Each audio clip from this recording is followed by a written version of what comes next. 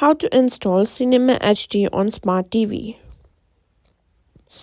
In today's video, I'm going to show you how to install Cinema HD on your Smart TV so you can enjoy all your favorite movies and TV shows completely for free. So it's super easy, so let's dive right in. First things first, you'll need to enable installation from unknown sources. Head to your TV settings, then scroll down and select device preferences or settings depending on your TV model. Now go to Security and Restrictions and make sure to toggle the Install Unknown Apps option to on for your web browser or the app you'll use to download Cinema HD. Next, we'll need to install a third-party app to download the Cinema HD APK. Open the Google Play Store on your Smart TV and search for the app called Downloader.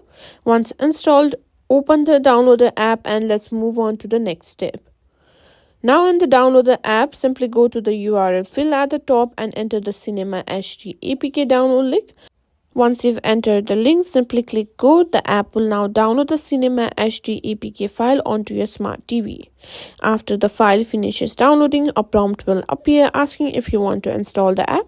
Simply click Install and wait for the installation process to complete. And that's it. That's how you simply download Cinema HD on Smart TV.